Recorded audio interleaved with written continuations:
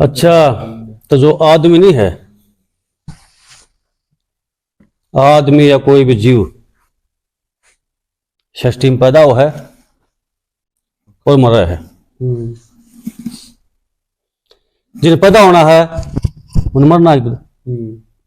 षष्ठी का नियम है, ऐसी कोई वस्तु नहीं है आज ही जन्म ले लिया वरना खत्म ना हो। हाँ, कि जो पैदा हुई है नहीं मरी है। हालांकि हमारी आत्मा जो है आज जन्म लिया तो उसने अजर है, अमर है। लेकिन जो आत्मा है वो कभी मरती नहीं, क्योंकि आत्मा ईश्वर का स्वरूप वो है, ईश्वर के स्वरूप में निकला है, उसमें विलीन हो जाए। नष्ट के वो है, नष्ट महा शरीर वो है। ले कोई भी किसी का गुजर जा है, मर जा है या शरीर त्याग दे है तो लोग रोएंगे, रोते होंगे ना, उन्हें याद करेंगे, कह देंगे भाई हमारा जो है लड़का है वो गुजर गया, माँ गुजर गई, बाप गुजर गया। लेकिन सच्चाई ये है कि कोई नहीं मरता। जीवात्मा के है अजर है, अमर है, ना कि बूढ़ी होती है। अजर के वो है जो कभी बूढ़ी नहीं होती न बाग रहती, जिसकी कोई, और अमर के है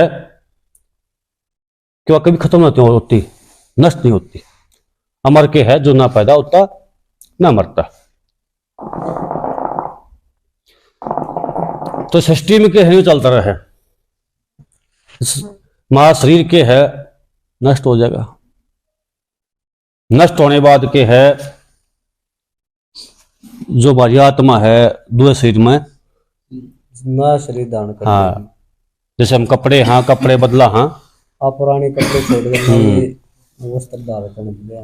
तो जो कपड़े बदला, हाँ कपड़े बदला, हाँ मैले हो जाए, हाँ उन्हें धोवांगे, फिर पार लेंगे। नहीं हमारा शरीर है टूट फूट होगी तो के है डॉक्टर को ठीक करावांगे।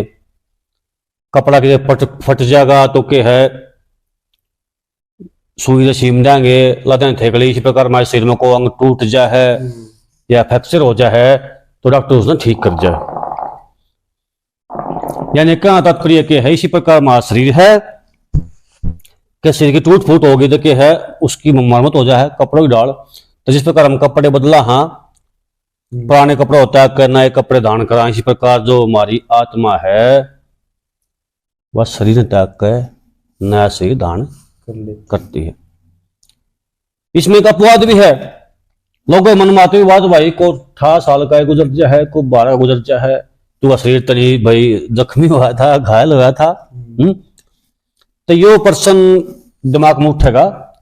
हालांकि मैंने बताया है कि भाई जो आत्मा है शरीर न छोड़ देगी तो नया शरीर धारण करेगी। शरीर जो हमारा बूढ़ा हो जाए, बंजर हो जाए, उसके रहने लायक रहता तो वो शरीर त्याग देगी। लेकिन कुछ लोगों के दिमाग में बात फिर भी आओगी कि बात यह पूरी लागू नहीं होती कि भाई को बच्चा है, पैदा होती है, को 9 साल का, को 10 साल का, को 20 का, 25 का, 30 का, जगह शरीर स्वास्थ्य कुष्ठ है, वो व्यस्त हो जाए। तो इसका कारण के है तो यो कारण जो है, इस कारण का जो है वर्णन करूंगा मैं, ध्यान से सुनना पड़ेगा कि इसका कारण क्या है। जब हम पैदा वहां तो जो हमारे कर्म हैं वो हमारे साथ चल रहे हैं। चाहे जन्म किसी का ले लें, लेकिन जो हमारे कर्म है हमारे साथ चल रहे हैं। तो ये 3 योनि है, कर्म योनि, अभय योनि, भोग योनि। तो ग्रंथ अनुसार के है जो हमारी जो योनियां हैं, योनि मतलब कुंड, कुंड भाई कुंड, योनिया मतलब कुंड वो है कि 3 योनियों, 3 कुंडों हैं। पहली के है कर्म योनि, दूसरी अभय योनि, तीसरी भोग योनि। इन 3 योनि के अनुसार के है हमारा जीवन चल रहा है। हमारा में जीवन बके मिल रहा है, दुख मिल रहा है, शक मिल रहा है, यह वह समय पर जो हम सही त्यागा, हाँ इस समय से पर सही त्यागा, हाँ जो सारा सिस्टम है इन 3 कुंडा के ऊपर निर्भर है। तो पहला कुंड है कर्म योनि। कर्म योनि का मतलब क्या है, जब जीवात्मा आरंभ में, जब मोक्ष के बाद उसका जन्म दोबारा हुआ है, क्योंकि मोक्ष किसने कहे हैं, मोक्ष उसने कहे हैं कि आत्मा जो है ऐसा हो जाए कि उसने फिर जीवन कई साल मिलता ही को ना, उसने कहा मोक्ष, वही आत्मा भटकनी बंद हो जाए तो वह भगवान में विलीन हो जाए। लेकिन उसका बाद में जब यह न्यू लालो की सृष्टि आरंभ हो है, जब एक सृष्टि खत्म होगी, एक युग खत्म हो गया तो दोबारा सृष्टि आरंभ हो है, तो आरंभ होने के बाद उसने बोलना कर्म योनि, यानी कि हमारी शुरुआत आरंभ से शुरुआत। तो उसमें क्या है, उसमें इंसान सब एक से होंगे, ना को उसमें गरीब होगा, ना को अमीर होगा, ना को दानक होगा, ना को जाट होगा, ना को चमार होगा, ना को हिंदू होगा, ना को मुस्लिम होगा, ना को सिख होगा, ना को ईसाई होगा, उसमें कोई नहीं होगा। उसमें ना को काना होगा, ना लंगड़ा होगा, सब ने जो है शरीर एक सा मिल लगा, और एक सा मिलने के बाद क्या है, कर्म अपना आरंभ कर देंगे। उनको क्या है, पिछले जन्म का कोई रिकॉर्ड है नहीं, जब वो मोक्ष प्राप्त कर चुका तो उसको जो हमारे पिछले जन्म का कोई रिकॉर्ड नहीं होता। तो कर्म योनि में क्या है, हमने आरंभ से अपने कर्म के है शुरू करने हैं, आरंभ से नए नए कर्म, हाँ नई अपने जो है जिसे हम कराएंगे, अच्छा कराएंगे बुरा करेंगे, वो शुरुआत की है आरंभ से हो जाएगी। तो उसमें सब एक से हो जाएंगे, आरंभ से हो जाएंगे, तो उसमें कर्म अच्छे भी करेगा बुरे भी करेगा। तो उसके बाद शुरू हो जाए हमारी अभय योनि, यानी हम कर्म करके पूरी उम्र भयभीत की, शरीर नष्ट हो गया, नष्ट होने के बाद जो हमारी जीवात्मा है वो दोबारा शरीर को धारण करेगी। वह कैसे करेगी, वह करेगी इस कर्म योनि के अनुसार, उन अच्छे कर्म करे हैं या बुरे करे हैं उसके अनुसार जो है ना, उसने उसका सही दान शरीर मिल लेगा। भाई घने बढ़िया कर रहा है, मतलब भाई ऐश्वर्या मुझे नहीं मिलेगी, राजा के पैदा होंगे या राजा होंगे या टीचर होंगे या भाई कोई भी हो जो अच्छी योनि है, अच्छी जो हिसाब है उसमें हम पैदा होंगे। और जो न्याय कर रहा है, पाप कर रहा है, तो जो है थोड़ी निचले दर्जे की जो योनि है उसमें वो पैदा होगा पैदा। तो जो पैदा होगा जिसने क्या बोलेंगे अभय योनि। लेकिन अभय योनि और कर्म योनि में फर्क है, डिफरेंस है कि कर्म योनि में के हमने सिर्फ कर्म करे हैं, जो पिछले जन्म का रिकॉर्ड में था ही नहीं कि हमने भोगे हो कि बन्नू का लगे पहले जन्म की तरह गारी है, उसमें सिस्टम नहीं है। उसमें हमने के अपने तरो ताजा कर्म करे हैं। और अभय योनि में क्या सिस्टम है, यो अभय योनि को गरीब है, को अमीर है, को काना है, को लुल्ला है, मतलब सिस्टम के सारे उसमें कर्म के अनुसार उसमें वह योनि मिल लगी। जैसे कि हम जो हम अभय योनि में है, जो मनुष्य ही पैदा हो रहा है ये अभय योनि में है। तो इस अभय योनि में एक की बात है, इसमें माधव दो ताकत है। मान ले एक ताकत के है, एक ताकत यह है कि हम इस योनि में कर्म भी कर सका, और दूसरी हमारी ताकत लाओ या कमजोरी लाओ क्या हम इसमें भोगा देंगे। इस योनि में हम कर्म भी कराएंगे और भोगांगे, दोनों काम करेंगे। भोगना के है जो पिछले जन्म का हमने कराया है उसने भोगांगे, और कर्म के है अगली योनि में जाने के लिए हमने और कर्म करने पड़ेंगे। तो इसमें दो सिस्टम है, कर्म योनि भोग योनि। और जैसे कि आप जानते होगे या नहीं जानते होगे, जो इंसान है, जो जीव है, वो कर्म करने में के आजाद है। हम जो भी कर्म करा कर्म करने में हम आजाद हमारे बीच में किसी का कोई भी ताकत है, दिष्ट ताकत या भगवान है, देवता है, जो भी ताकत है अदृश्य जिसका हमें कोई ज्ञान नहीं, वह ताकत के है मारती कर्म जो हम करांगे उनके बीच में वर्कआउट नहीं डाल सकती। हम जो भी कर्म करांगे वह ताकत हमारे आगे नहीं आओगी। क्यों नहीं आओगी? क्योंकि हम कर्म करने में स्वतंत्र था।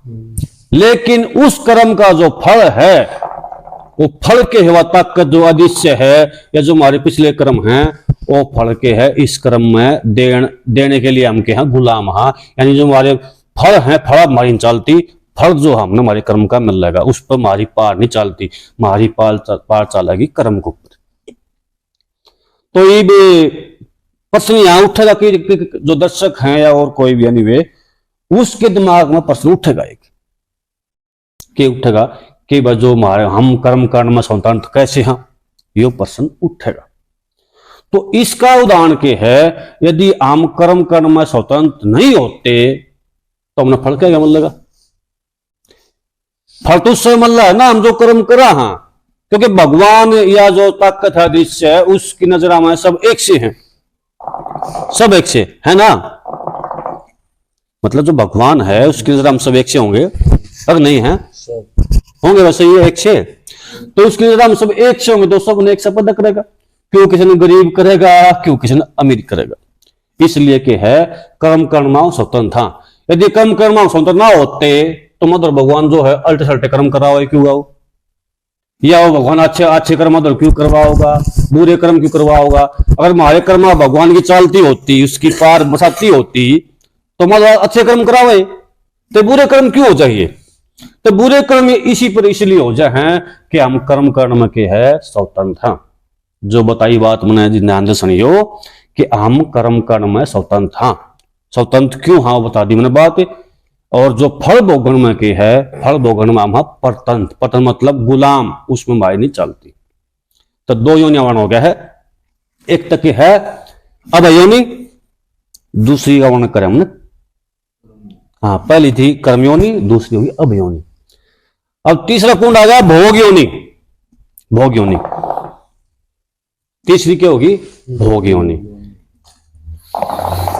यानी जो हमारी चाल रही है योनि है। इसके बाद अगर हम शरीर को त्याग देंगे तो हम भोग योनि में जा सका, हाँ, या वापस अयोनि में जा सका, हाँ, वो हमारे कर्मा पर निर्भर है। तो भोगने मतलब के भोगना, इसमें एक का काम हो भोगना, इसमें आदमी कर्म नहीं कर सकता। इस योनि में क्या है आदमी कर्म नहीं कर सकता, इस योनि में सिर्फ भोग भोगेगा।